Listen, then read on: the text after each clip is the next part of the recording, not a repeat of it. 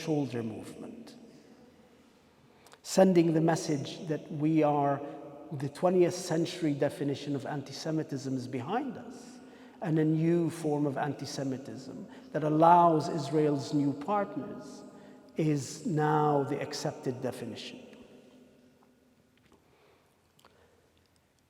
I think Jimmy Reed was an extremely far-sighted reader of capitalism.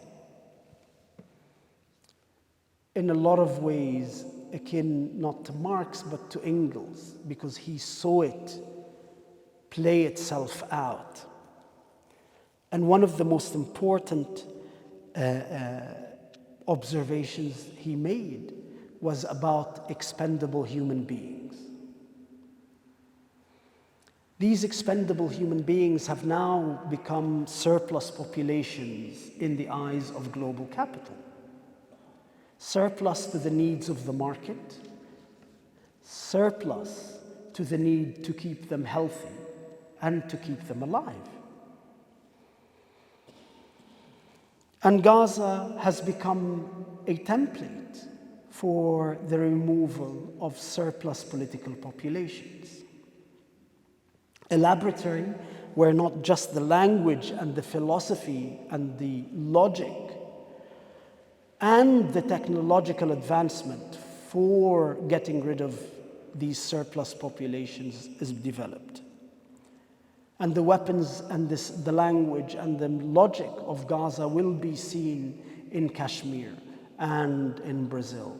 Wherever global capital deems populations as surplus to its needs, they will be eliminated in the same way. And therefore, it's not surprising that Starmer, in the midst of his support for the genocidal erasure of politically surplus Palestinians, brings in the most draconian measures to shorten the lives of disabled women and men in the United Kingdom through an act that denies them access to healthcare and social welfare. This social murder is a mechanism by which we reduce the life expectancy of surplus populations in the global north.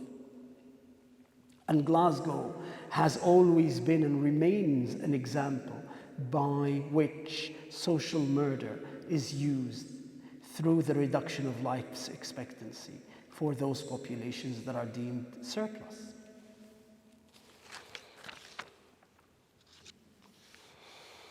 So I came to the United Kingdom in '88 and came straight to Scotland and to Glasgow, where my formative experience in political awareness was. And having been a citizen of this country, raising my children here, Starmer's description of real Britain has been as shocking to me as it is insidious. For Starmer, real Britain is painting a fence, running the raffle and cutting the halftime orange. But for me, the real Britain that I have seen is my friends Victoria Rose and Nick Maynard leaving a very successful and comfortable life as leading surgeons in the National Health Service to go to Gaza repeatedly and put their lives on the line and put their careers on the line back in the United Kingdom from organizations like UK Lawyers for Israel, because it is the right thing to do.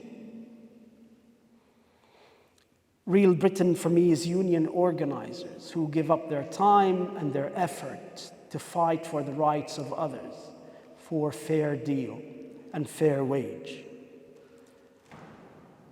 Real Britain for me is families taking their children to the demo so that they teach them the importance of solidarity and seeing the humanity in those that you will most likely never meet, but are taught to hate as a way of justifying their killing. And unfortunately, real Britain is 30% of Britain's children, 4.5 million, who live in poverty. and food insecurity. It is the fact that half of the people in poverty are either disabled or live in a household where there is a disabled family member.